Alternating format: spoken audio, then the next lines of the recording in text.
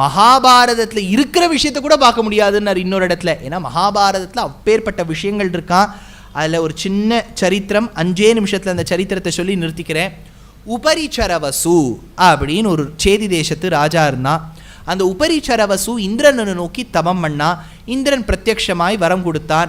இந்திரனை வருஷித்தோம், அவனை நினைச்சுண்டு தபம் பண்ணோங்கிறதுக்கு ஒரு ஞாபகார்த்தமாக ஒரு மூங்கில் குச்சி, ஒரு பேம்பு ஸ்டிக், அதை நட்டு வைக்கிறான் இந்த உபரிச்சரவசு. அதனால் பின்னாடி வந்த மன்னர்களும் இந்திரனுக்கு உற்சவம் கொண்டாடும் போது ஒரு மூங்கில் கட்டையை தான் வச்சுட்டு பண்ணுவா. அதனால்தான் கிருஷ்ணாவதாரத்தில் கோவர்தனோபாக்கியானம் முன்னாடி இந்திரோத்சவம் பண்ணுறதுக்கு முன்னாடி மூங்கில் குச்சியை நட்டு வைக்கிறார் நந்தகோபாலன். அதனால நட்டு வைக்கிறார். இந்த உபரிச்சரவசுவை பற்றி சொல்கிறா.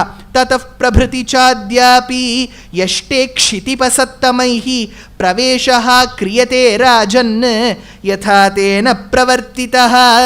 மூங்கில் குச்சியை நட்டு வைக்கிறான் உபரிச்சரவசு. இது யாருக்காக நட்டு வைக்கிறான்?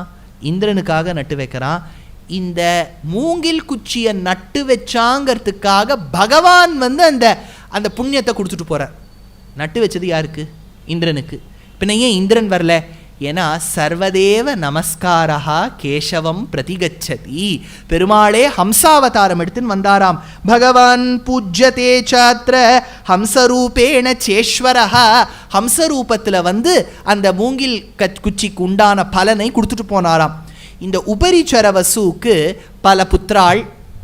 இந்த உபரிச்சரவசு ஒரு வாட்டி என்ன பண்ணார், ஒரு சுக்திமதி அப்படின்னு ஒரு நதி ஒரு மலையில் பட்டிருக்கு. மலையில் பட்டு 2 பாகமாக போச்சு. ஒரு பாகத்திலையும் போய் அந்தந்த பெண்களோடு தான் கூட்டமைத்து ஒரு குழந்தையை ஈன்றெடுத்தார். ஒரு பக்கம் இருக்கக்கூடிய பெண்ணோட சகவாசம் வச்சுட்டார். அந்த பெண்ணுக்கு கிரிகான்னு பேர். இந்த உபரிச்சரவசுக்கும் கிரிகாக்கும் ஒரு சம்பந்தம். இந்த உபரிச்சரவசு மூலமாக ஒரு குழந்தை பிறக்கிறது. ஆனால் கிரிகாக்கு இல்லை, இன்னொரு அப்சர ஸ்திரீ. அந்த அப்சரஸுக்கு அத்ரிகான்னு பேர். கிரிகாவோட கல்யாணம், குழந்தைய பெற்றெடுக்கிறது அத்ரிகாவோட. அந்த குழந்தையானதை இந்த அம்மாவான அத்ரிகா ஜலத்தில் தூக்கி போட்டுட்டு போயிடுறா. ஒரு மீனானது விழுங்கிறது. மீனை ஒரு மீன்காரன் பிடிச்சிக்கிறான். அந்த மீன்காரன் தன்னுடைய வேடுவச்சேரியில் போய் அறுத்து பார்த்தா ஒரு பெண்குட்டி இருக்குது. பெண்குட்டியை தன் குழந்தையாக வளர்த்து வந்தான். இவளுக்கு தான் சத்தியவதின்னு பேர். புரியுறதா? சொல்றார், சாது சத்யவதி நாம மத்ஸ்யகாத்யாபிசம்ஸ்ரயாத் ஆசீத் சா மத்ஸ்யகந்தைவ கஞ்சித் காலம் சுச்சிஸ்மிதா. ஆனால் ஒன்றும், அவளுக்கு மத்ஸ்யகந்தின்னு பேர் வந்துடுத்து. ஏன்னா அவள் மீனவர் கூட்டத்தில் வளர்றதுனால இந்த மீனை கொஞ்சம் காய வச்சு சாப்பிடுவா பாருங்க. அது ஒரு மாதிரி ரொம்ப ஆச்சரியமான வாசனைகள்லாம் வரும். அதனால் அந்த வாசனை இவளுக்கும் சேர்ந்து வர ஆரம்பிச்சுட்டு தான் மத்ஸ்யகந்தின்னு பேர். சின்ன குழந்தை ஏதாவது ஒரு கேளிக்கைக்கு கொடுக்கணும். அப்பா சொன்னார், ஒரு போட் கொடுக்குறேன், இந்த போட்டை வச்சுட்டு ஓட்டுன்னார். போட்டை இங்கே யாராவது அக்கறைக்கு போகணும்னு சொன்னால் அவளை ஏற்றின்னு அந்த கரைக்கு போவோம். அந்த கரையிலேருந்து கொண்டு வரணும்னா வருவோம். ஒரு வாட்டி இவளை பராசர மகர்ஷியை போட்டில் உட்காத்தி வச்சுன்னு இவள் கூட்டுன்னு போகிறா. கூட்டுன்னு போன போது பராசர மகர்ஷிக்கு இவன் மேலே ஆசை வந்துடுது. அதனால் இவளை கர்ப்பவதி ஆக்கிடுறார். சுவாமி, இந்த புராணங்கள்லாம் கேட்டால் இதெல்லாம் தான் கொஞ்சம் குழப்பமாக இருக்குது. அதனால தான் சரணாகதி பகவான்கிட்ட பண்ணணுங்கிறது. இவளை பற்றி கேட்டாலும் மனிதர்களாக பிறந்தால் ஏதாவது அங்கங்கே கொஞ்சம் டிஃபெக்ட்ஸ் இருக்கும் பாருங்க.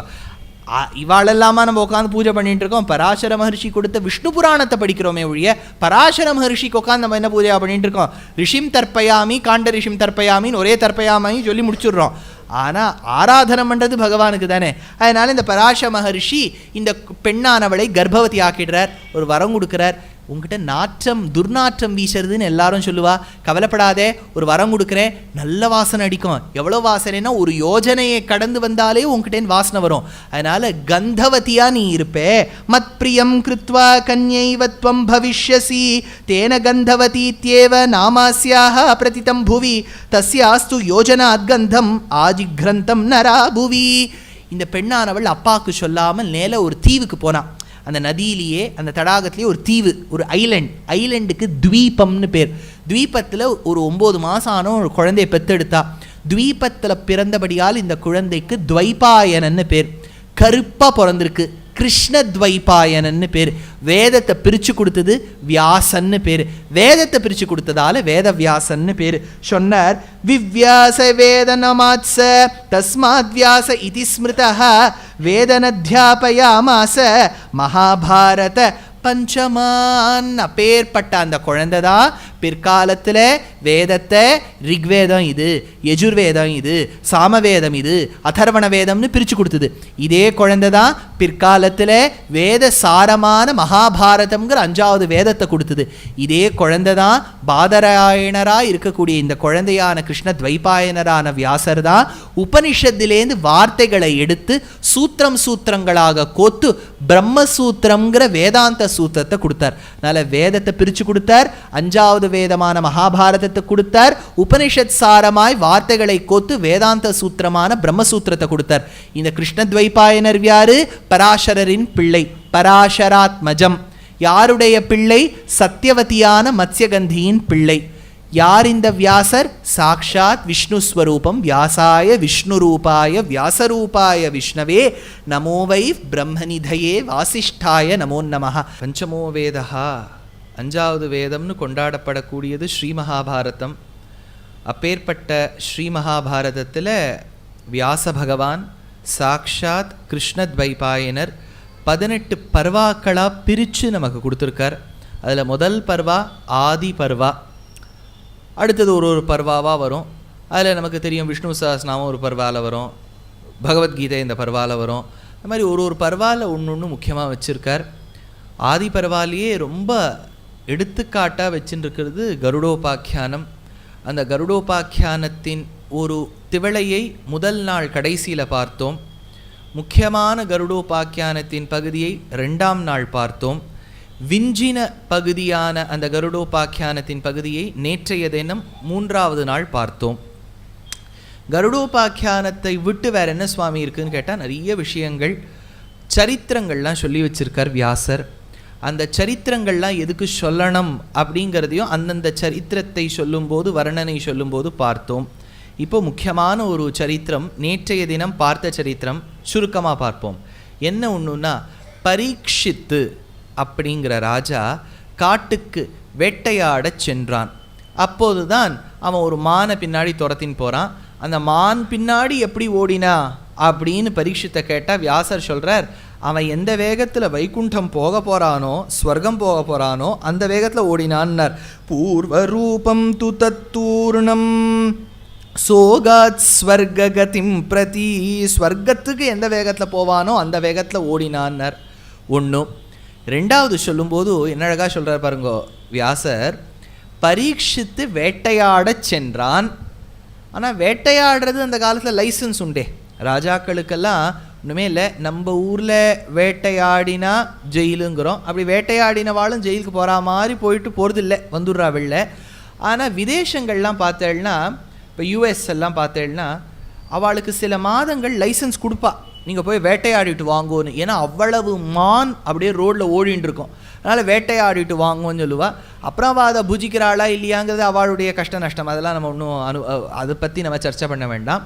இல்லை என்னென்னா, பல மிருகங்கள் விதேசங்களில் வாகனம் ஓட்டும் போதே நடுவில் செத்து போயிடும். அதுக்கு ரோட் கில்ஸ் அப்படின்னு பேர். ரோடில் ஆக்சிடெண்ட்டில் செத்து போகிறது. அது சாப்பிட்றதுக்குன்னு ஒரு கூட்டம் இருக்கா, எதையுமே மிச்சம் வைக்கப்படாதுன்னு அதுவும் இருக்குது. அதுக்குன்னு ஒரு மனிதர்கள் இருக்கா, அதாவது இறந்து போன உடல்களை சாப்பிடுவது அப்படின்னு வச்சுருக்கா. இப்போ இவ்வளவு மிருகங்கள் பார்க்குறோமே, இந்த மிருகங்களை வேட்டையாடுறது அந்த காலத்தில் உண்டா? ராஜாக்களுக்கு உண்டு. நீங்கள் ஸ்ரீமத் ராமாயணம் கேள்விப்படும் போதே தசரத சக்கரவர்த்தி சின்ன வயசில் வேட்டையாட போன போது தானே ஒரு சாபம் கிட்டியது அவருக்கு, புத்திரசோகத்தால் இறப்பாய்னு ஸ்ரவணகுமாரனுடைய மாதா பிதா சபிக்கிறா இல்லையா? அதை தானே அவர் ராமர் காட்டுக்கு கிளம்பின உடனே கௌசல்யாவின் மடியில் உட்காந்துன்னு புலம்புறார். கஜாஹா ஜலம் பிவந்தினா காளிதாசன், யானைகள்லாம் தீர்த்தம் பருகிறதா நினச்சிண்டு சப்தவேதிங்கிற பானத்தை விட்டு அது அந்த ஸ்ரவணகுமாரனை தாக்க அந்த குருட்டு அப்பா அம்மாவுக்கு போய் இவர் கைங்கரியம் பண்ணணும் நினைக்க அவர் தானும் சாபம் கொடுத்தார். அதனால் வேட்டையாடச் சென்றவர்கள் அதில் ஒரு சரித்திரம் கேள்விப்படுறோம். இந்த இடத்துல பரீட்சித்து போனால், பரீட்சித்து யார் மாதிரி போனான்னா ஏதோ பக்கத்து ஊர் ராஜா பேரை சொல்லியிருக்கலாம், சொல்லலை வியாசர். தன்னுடைய கொள்ளு தாத்தா மாதிரி போனான்னார். சுவாமி, இப்போ யாரு கொள்ளு தாத்தாங்கிறத முதல்ல கண்டுபிடிக்கணும். இப்போ பரீட்சித்து அப்பா யாரு? அபிமன்யு இல்லையா? அபிமன்யு பத்னி உத்தரா தானே பெத்தெடுத்தா. அபிமன்யு தோப்பனார் யார்? அர்ஜுனன். அர்ஜுனன் அப்பா யாரு? பாண்டு. கொள்ளு தாத்தானா பாண்டு இல்லையா?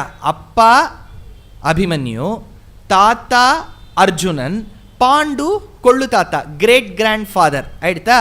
அவரை மாதிரி காட்டுக்கு போனார்னார். ஏன் சுவாமி அர்ஜுனன் வேட்டையாட போனது இல்லையா? ஏன் அபிமன்யு வேட்டையாட போனது இல்லையா? அது என்ன பாண்டு மாதிரி சொல்லணும்னு கேட்டால் அதுதான் சூக்ஷ்மம். என்னன்னா, பாண்டு வேட்டையாட போன போது தான் ஒரு புலியின் மீது அடிக்க அந்த புலித்தானும் ஒரு ரிஷியும் அவருடைய பத்னியும் மைதுனத்தில் இருக்க செய்தை இவர் தானும் அடித்து விட்டார். அந்த ரிஷி சபிக்கிறார், நீ உன் பத்னியோட கூடும்போது உனக்கு மரணம் ஏற்படுங்கிறார். அதனால தான் மத்ரதேசத்து பெண் 2வது பத்னி அவரோட கூடும்போது அவ போயிடுறார் பாண்டு. அதனால் இந்த இடத்த சொல்கிறார், கொள்ளு தாத்தா மாதிரி காட்டுக்கு போனார். காரணம் என்ன? கொள்ளு தாத்தாவும் காட்டுக்கு வேட்டையாட போன போது ஒரு சாபத்தோடு மரணத்தோடு திரும்பி வந்தார். இந்த பரீட்சித்தும் he is following the footsteps of his great grandfather by going to the forest and returning with a curse.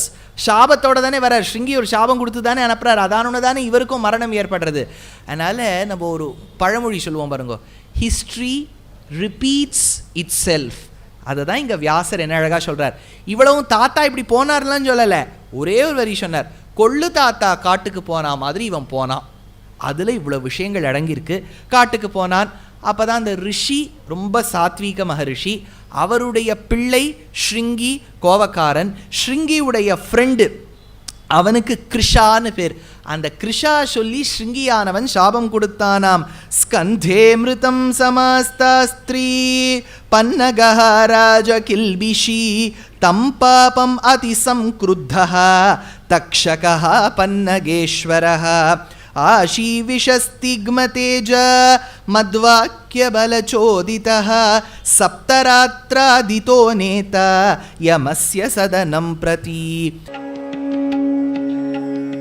Namaskaram. In the coming months of December, January and February, there are very many discourses of mine, both in Tamil and in English, across different cities. The details of them have been posted on all my social media handles. Nevertheless, once more, for your attention and for your sake, I would like to read out very quickly.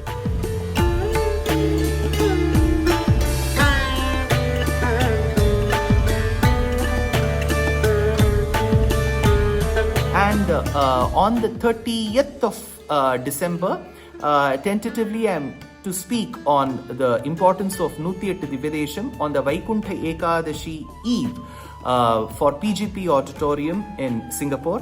On the 31st of December, it is for Tamil Isai Mandram in Georgetown. I will be speaking on Tiruppugadil Ramayanam.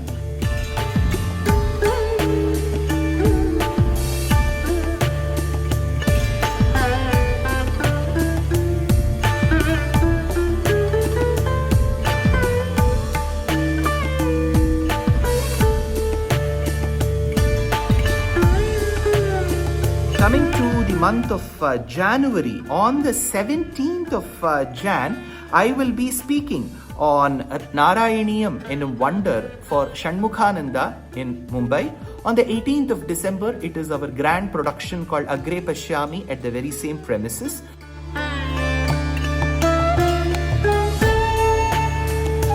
First of February, I am to participate and speak at the Jain University Summit in Kochi.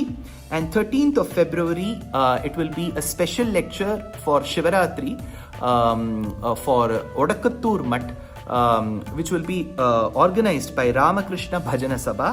On the 22nd of February, for the first time, I am going to be a part of Mayuram Bhajanotsavam in the very, very famous and very close to heart Mayavaram. So that is the program for now. I know it's too many programs. All this has been put in the form of poster. Please do participate wherever you can. Namaskar.